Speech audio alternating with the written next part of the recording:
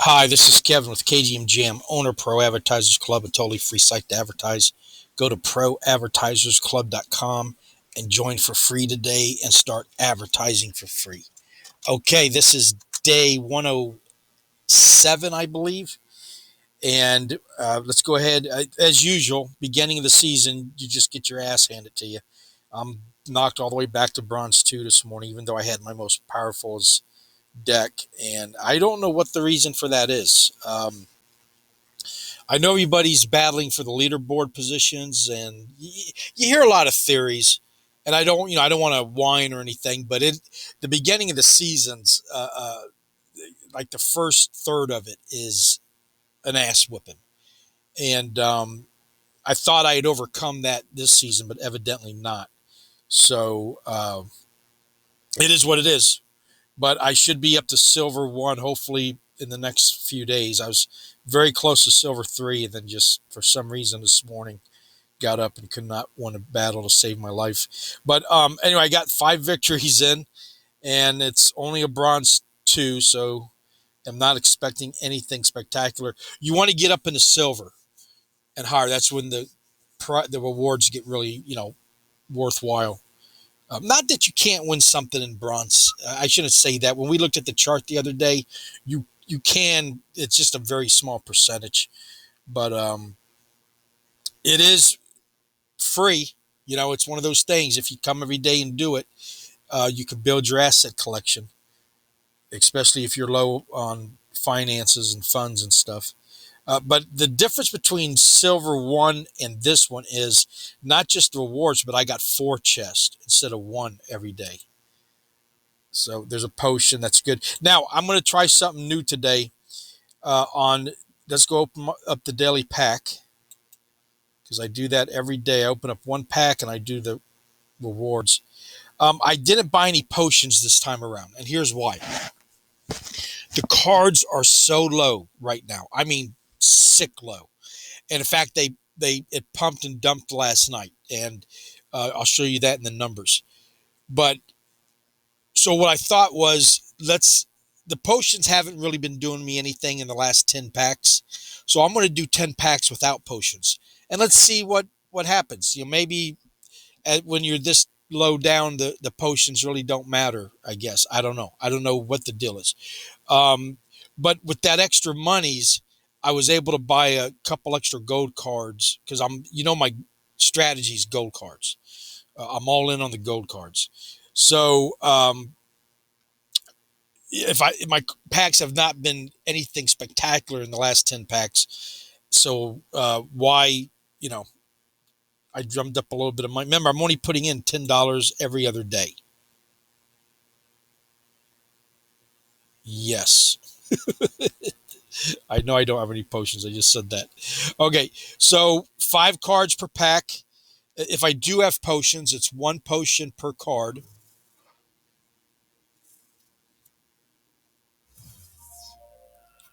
And that would be for each, like for legendary, 5 legendary potions, 5 gold potions. So you'd end up using 10 potions on 1 card.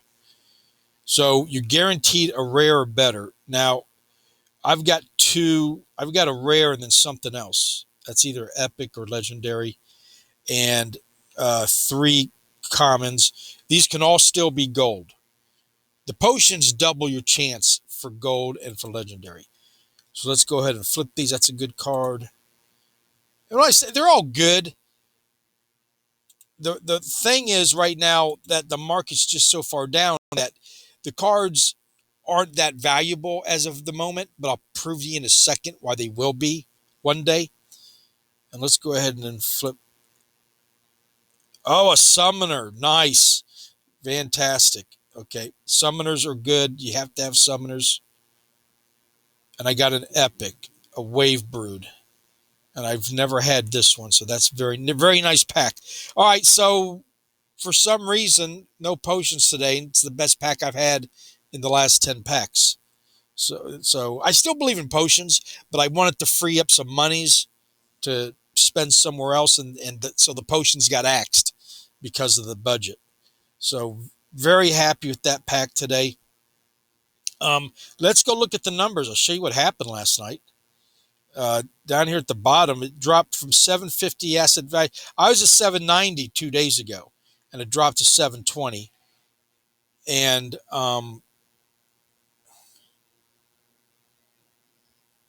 so the the lawn guy decided he's going to blow. So it's dropped almost 100, well, $70, and then the free SPS that I've been getting, that dropped. Plus, I put in the $10, so that knocked my profit all the way down to 160. Remember, I'm trying to get to $10,000. This is not sponsored by Splinterlands. It's just something I'm doing on my own. My goal is to get the beginning of next year $10,000 asset value after paying back my monies. Okay, so you're looking at it's day 107, so I'm about well, not third, but getting close to a third of the way there. I don't have to be buying packs to do this, but I like opening packs, and so that's an expense that I'm accruing. And like today, it paid off. So I'm going to pay myself back out of the profits, and then what I got left over will be hopefully $10,000. I'm at $160 right now. Now you're like, well, that sucks. That's no good. But you got to remember something. I joined at the beginning of January, and then it just plummeted. Uh, the everything did. The market, the crypto stock, everything went down, and this was no exception. And so I'm trying to. What was I? I lost my train of thought here. The blowing guy keeps walking right by the door. Um, so I'm not worried about this. The number I'm worried about right now is this one. And if you notice, now I was at all-time high of 88,618. And that's when I decided I was going to go gold summoners because they're so cheap right now. And you got to have a summoner. Okay, you got to have one. You got to use them, and you want to max them out eventually because without them, you can't bring in the maxed out regular cards. Excuse me. So anyway, from there, it dropped, and now I'm working my way back up. So as long as this number's going up, when the market goes up, it's going to magnify the explosion because I'm getting more powerful, and usually that means cards are rare and more expensive anyway. So that number's the number you want to worry about when things are very bullish. And like I said, this has just been all over the place. Now they're dropping free SPS every single day, and it dropped, I think, yeah, about $7 last night. But it's all over the place. But anyway, so these are my numbers. You can pause it and look at them. I'm being very transparent. I'm not going to fudge the numbers. I'm not going to try to make it look. What I want people to see is the that when things get bad, if you stick to your strategy, in the long run, you come out a winner. Because there's too many people who get into things like crypto and projects like this, and the second things don't go good, they give up, they sell low, they get rid of everything, whatever. And no, it's you're all you got to do is learn how to look at the numbers, and you can realize the numbers aren't telling you what you're really at. And this is a perfect example. Okay. um I'm not a financial advisor. Listen to me, you own risk. This is for entertainment purposes only. But please like and subscribe and join any links below. But this is one of my platforms that I believe in that is going to be around for the long haul. And part of the way that the crypto and the NFT system's working is they readjust.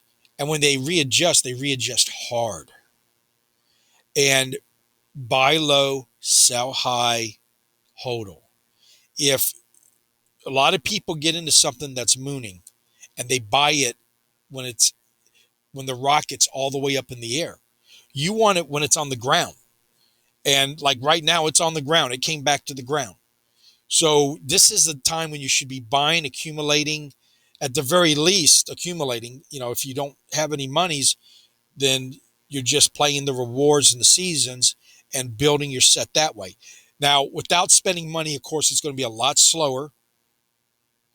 And trust me, I want to spend a lot more money than what I'm spending, but I'm sticking to $10 every other day. And I'm going to miss out on a lot of very cheap cards that I could be getting right now. That's on me. That's my decision. It has to be your decision. But anyway, the point I'm making about this video is you'll be able to come and see, because I didn't make one the day before because the season was so late in the evening and I couldn't get it to work because everybody was on it. I just said, well, I'll make one in the next one. But you'll be able to come and see, well, back in April, things were god awful. But what did he do? I didn't do anything different. What I didn't do was give up or start complaining or uh, because what I see, I still see. I just see an adjusted market. And I've told this story before about when I bought it. I bought into Bitcoin at 10,000 and it immediately dropped down to 3,000. That was a couple years ago, if even that. It might have been a little bit less time. And for months, it was at 3,000. And everybody's, oh, it's the end of the world, sell. If I would have panic sold right then, would have been the biggest mistake I made. Because that's the natural reaction. Things are going down, sell, get rid of it. And then when things are going up, they buy. But what you're doing then is you're buying high, selling low. Buy low, sell high, hold them. Keep it that simple. Is it that simple? It can be, but you can make it as complex as you want. You can study these charts. You can study price patterns. You can try to nail the exact moment when you should buy and sell. If you just stick to them rules, you're going to come out ahead all the time. Now, what's the worst case scenario? You wake up in the morning and Splinterlands is gone. They pulled the rug and went to the Caribbean. Okay, sure, anything like that can happen. But if you get to know the site and the people running it, you don't see that ever happening. What you see is a group of people losing sleep trying to figure out what's the next move and their passion that they love what they're doing. And that's the type of team you want to get behind. Okay. And so, but even if that did happen, you own these NFTs. They're selling them on OpenSea. They're selling them. I don't know if they're selling them on Immutable X yet. But the point I'm making is people don't understand what proof of ownership is. These smart contracts. It's on the blockchain. We own them. So if the platform disappears, you take the cards might not be worth anything if there's no place to play them on, right? But you still own them. So you can move them to Coinbase when they open up, or you can move them to OpenSea, store them there. Uh, there's all sorts of things that once you buy these, like on VV, everybody's, oh, what happens if Disney leaves VV? If they do, the gold statues and the comic books and everything Disney goes wherever because you own it. I don't know exactly how that would work because I haven't had to deal with that yet. But so anyway, so you can come and look and say, okay, April, things were awful, and he just stuck with it, kept doing what he said he's going to be doing. Now, the thing that gets me is my strategy changing, and I can literally change from week to week because I'm still learning how to play the game. And but very simple. If you can keep this number going up, you're doing something good. Okay, I was on longer than that than I want it to be, but it's $10 to get into the game. All right, it's called the spell book. It's a one-time lifetime payment, but you don't have to buy. You can join for free on the link below and play for free. And they give everybody free cards to play with. It's if you want to get into the money side aspect of it that you need to pay that $10. And then after that, you literally don't have to spend another dime. You might want to. You got packs for $4 each you can buy. You can buy potions to help the chances of, and we're off to a better start than the last 10 packs with potions. So I don't know, maybe I'll stay away from potions for a while. So I don't know. We'll find out because the next 10 packs will tell us.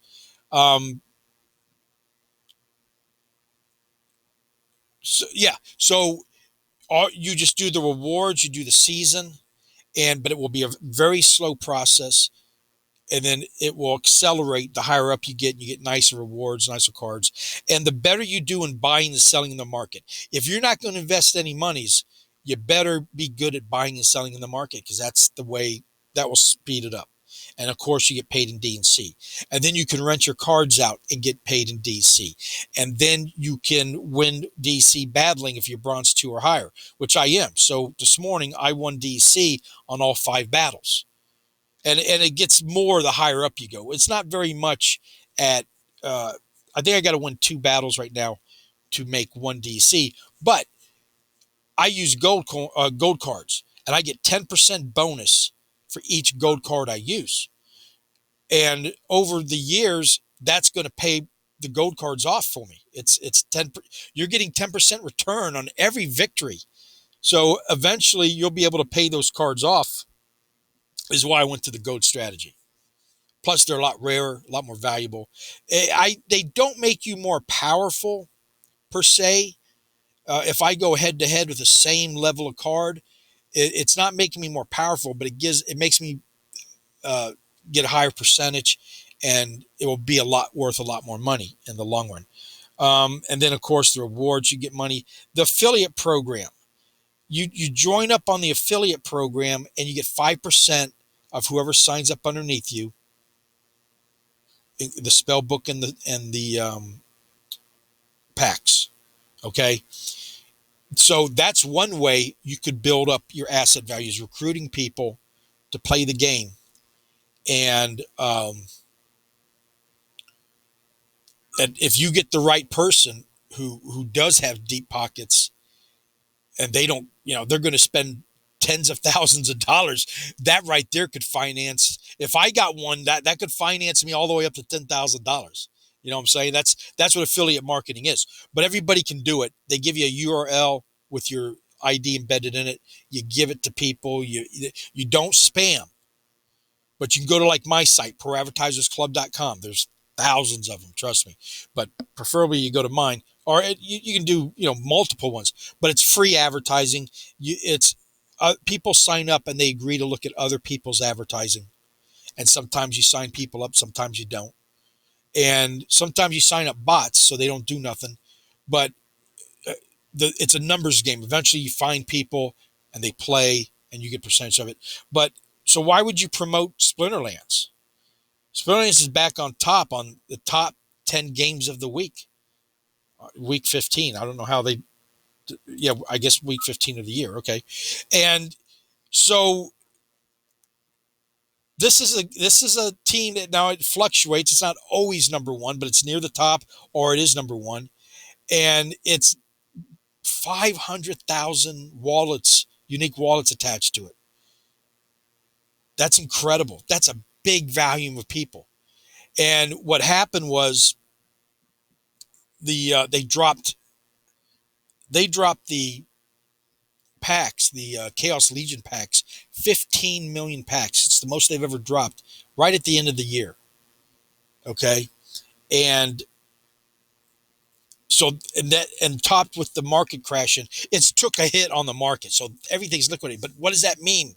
That means buy low, sell high. This is the buying time. If you got it, at the very least, you hodl. You don't start panic selling because things go low. That's even if, okay, say you're totally done with Splinterlands, you never want to play it again.